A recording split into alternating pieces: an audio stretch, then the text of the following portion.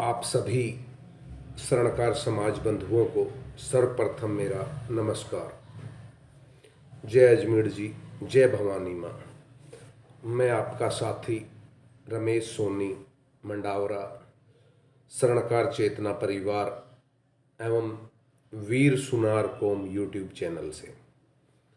साथियों, अक्सर समाज के मुद्दे लेकर हम आपके बीच रूबरू होते हैं, हाजिर होते हैं और उन समाज के मुद्दों को देखने के बाद, सुनने के बाद प्रतिदिन अनेकों फ़ोन मुझे आते हैं। कुछ साथी, कुछ मेरी बहनें हमारा हौसला बढ़ाते हैं हमारे द्वारा उठाए गए समाज के इन मुद्दों पर। आज फिर हम रूबरू हैं आपके साथ, आपके बीच। आपका ये छोटा भाई सदैव समाज की बातें करने के लिए आपके साथ रहता है। साथियों, समय अपनी स्थिर चाल से निरंतर चलता जा रहा है। अपनी छोटी सी इकाई, सेकंड की सुई, छोटी सी इकाई सेकंड पर सवार होकर कब मिनटों में, घंटों में, दिनों में, सप्ताहों में, महीनों को पार करके एक भरे पूरे वर्ष को पीछे छोड़ जाती है, पता ही नहीं चलता है। इसी प्रकार सन 2024 से अब सत्ता छीनने का समय आ गया है और 2025 अपना बोरी बिस्तर बांधकर आने को तैयार है। वहीं 2024 अपना बोरी बिस्तर बांधकर गायब होने को तैयार हो रहा है। यानी कि हम नए साल 2025 को अब 2024 से चार्ज लेकर दे देंगे और इस नए साल में आप सभी के लिए नया हो, मंगल हो, यही हमारी आशा है। हम नववर्ष के विभिन्न टुकड़ों अर्थात घंटों, दिनों आदि का किस प्रकार सदुपयोग करते हैं, यही बात सबसे महत्वपूर्ण है। बीते वर्ष समाज ने क्या क्या किया, क्या खोया, क्या पाया, इन सभी पर आज छोटा सा प्रकाश डालने की हमें आवश्यकता है। और पहले तो हमें पत्र पत्रिकाओं से ज्ञात होता था कि हमारे समाज में कहाँ क्या हो रहा है। जैसे जैसे वैज्ञानिक युग ने तरक्की की है, वैसे वैसे आजकल हमें व्हाट्सएप ग्रुपों से, यूट्यूब से, इंस्टाग्राम से विभिन्न तरह की जानकारियाँ हमें मिलती रहती है। बहुत से हमारे मार्गदर्शक, बहुत से जो हमारे मार्गदर्शक थे, समाज के मार्गदर्शक थे, समाज के संगठनों के पदों पर विराजमान थे या जो सदैव ही आगे बढ़कर समाज के लिए काम करते थे, वो इस बीते वर्ष 2024 में हमको रोता बिलखता छोड़कर इस दुनिया से विलीन हो गए और पंचतत्व में लीन हो गए। सर्वप्रथम तो मैं परमपिता परमात्मा से कामना करता हूँ कि जो हमारे समाज के साथी, जो हमारे मार्गदर्शक, जो मंचों पर आसीन थे, उनमें से जो लोग इस दुनिया की अपनी सांसारिक यात्रा पूर्ण कर पंचतत्व में विलीन हो चुके हैं, परमात्मा उन्हें अपने श्री चरणों में स्थान दे और उनकी कमी तो हमें सदैव खलती रहेगी, उस कमी को कभी पूरा नहीं किया जा सकता। दोस्तों, बीते वर्ष में परिचय सम्मेलन, सामूहिक विवाह, जगह जगह महाराजा अजमेर देव जी की जयंती, शिक्षा के क्षेत्र में छात्र छात्राओं को सम्मानित किया जाना, वह वर्षों से लंबित पड़ी संस्थाओं के चुनाव होना भी समाज में गर्व की बात रही। पिछले कुछ वर्षों से जिन संस्थाओं के प्रधान ने प्रधान पद को दादागिरी समझ रखा था, एक जागरूक समाज को उन लोगों ने अपनी मुट्ठी में कैद कर रखा था। आज पूरी तरह तौर पर तो नहीं कह सकता कि हमें उनसे मुक्ति मिल गई है।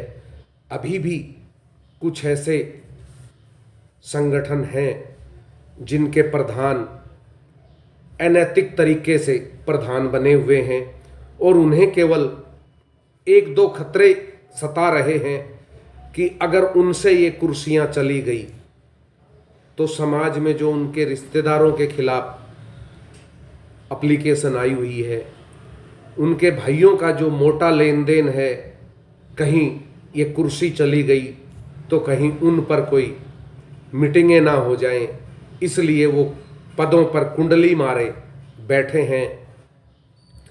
ऐसा अक्सर देखा गया है, क्योंकि उनकी प्रधानी के रहते रहते उनके अपने चंद रिश्तेदार सेफ हैं। क्योंकि कहते हैं जब कहीं किसी संस्था के अधीन रहने वाले आदमी के खिलाफ कोई एप्लीकेशन आती है तो उस संस्था को मीटिंगें करनी पड़ती है उस मामले को सुलझाने के लिए। लेकिन जब एप्लीकेशन ही प्रधानों के रिश्तेदारों के खिलाफ आए तो फिर मीटिंगें करेगा कौन? आप समझ रहे हैं मैं कहाँ कहना चाह रहा हूँ और क्या कहना चाह रहा हूँ। जब एप्लीकेशन ही प्रधानों के पास आए और एप्लीकेशन जिनके खिलाफ आए वो उनके रिश्तेदार हो तो फिर करेगा कौन और सुनेगा कौन? फरियादी फरियाद करते रह जाएंगे और प्रधान मलाई चाटते रह जाएंगे। मीटिंगें ना हुई ना होंगी। तो इसलिए कुछ लोगों को ऐसा भी डर सताता है, इसलिए वो अनैतिक तरीके से 10, 20, 30 लोगों को बुलाकर अपने जयकारे लगवाकर प्रधानी वापस ले लेते हैं और समाज का एक मजाक सा उड़ाते हैं। साथियों, वर्ष 2024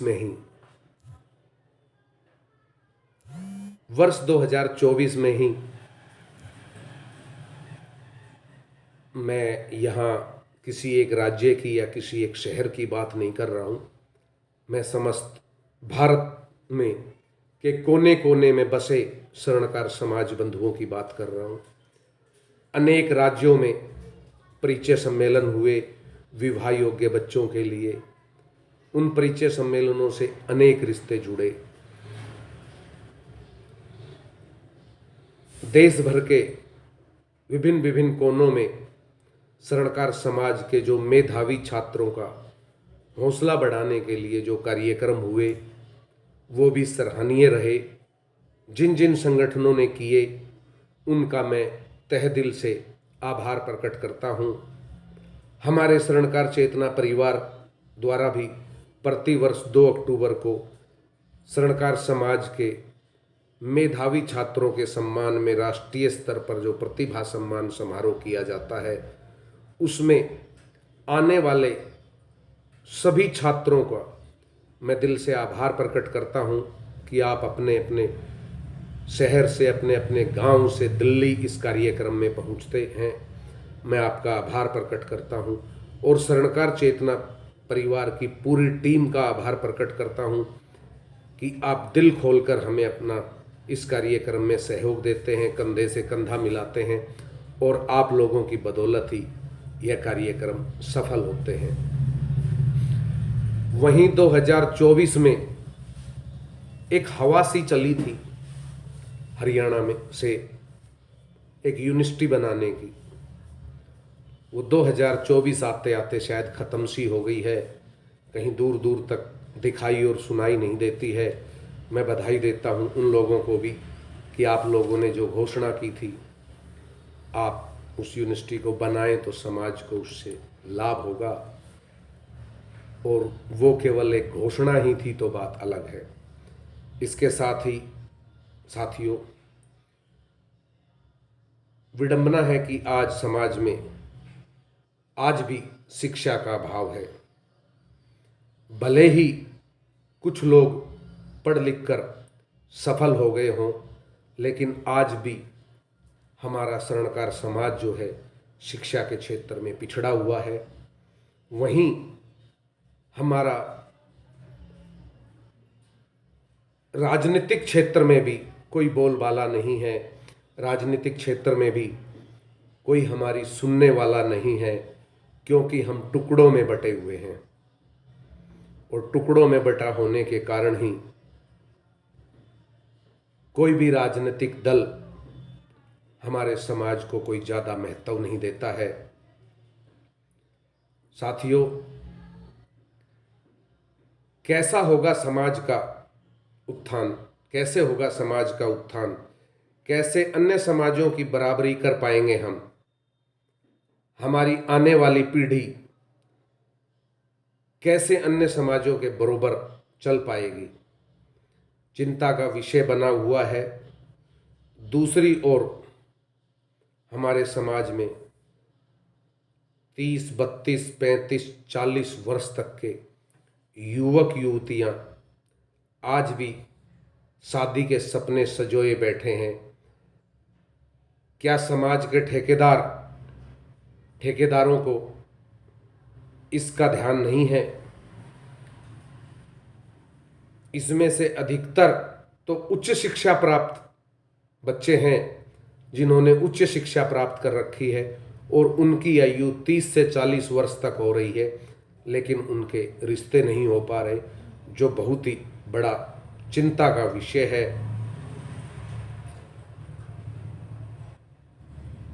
इसलिए समाज के जो ठेकेदार हैं, समाज के जो आका हैं,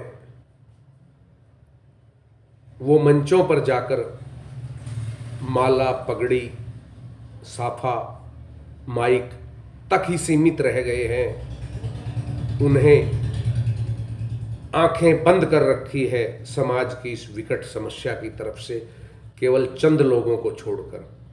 चंद लोग हैं जो इस तरह के परिचय सम्मेलन आयोजित कर इस तरह के बच्चों का रिश्ता जोड़ने और जुड़वाने का काम कर रहे हैं, लेकिन 80% संस्थाएं इस तरफ मुंह फेरे बैठी हैं।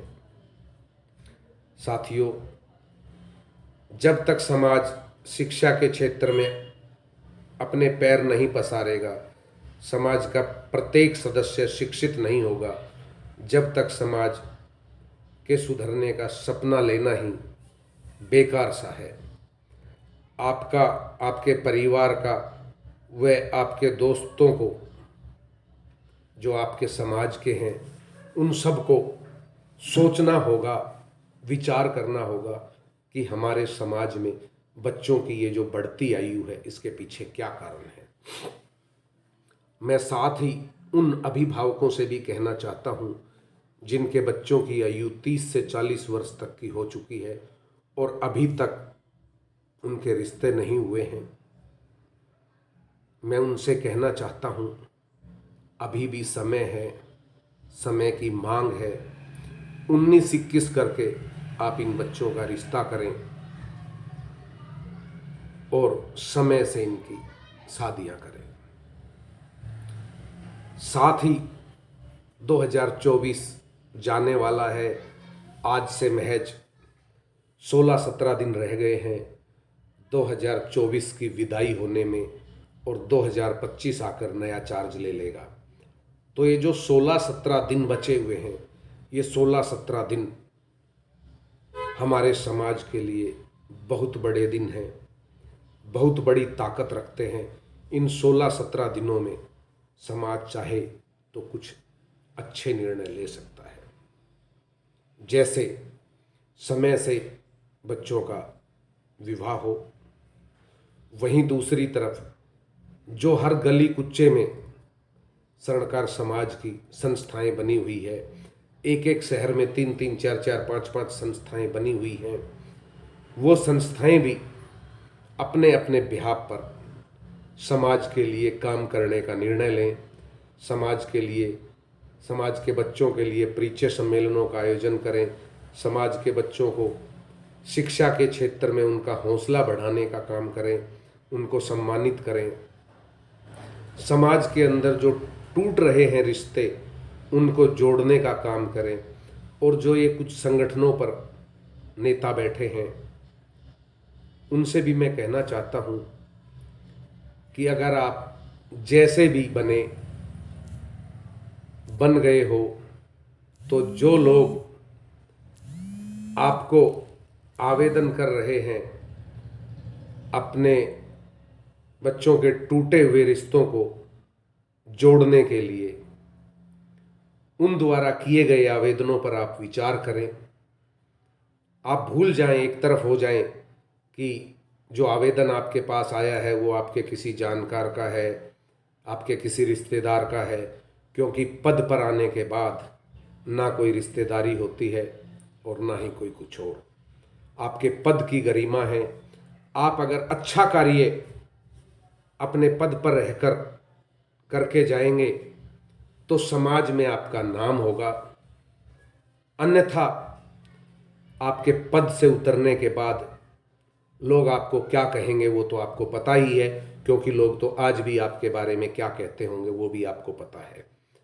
कहते हैं जब किसी को चोट लगती है तो दर्द उसी को एहसास होता है, बाकी को नहीं। जो लोग आप लोगों को आवेदन दे रहे हैं और आप उनके आवेदनों को रिश्तेदारी के नाते या अन्य किसी दबाव के कारण साइड में रख देते हैं, तो आवेदन देने वाले को कितना दर्द हो रहा है और वो आपके विषय में समाज में क्या कहता होगा ये आप भी जानते हैं। तो मैं तो यही कहूँगा, ये 16-17 दिन जो बचे हैं इस 2024 को हम अगर विदा कर रहे हैं, विदाई दे रहे हैं, तो इस 2024 में झूठी अकड़, झूठा अहंकार भी छोड़ दीजिए और प्रयास कीजिए कि 2025 अच्छा हो आपके और हमारे लिए।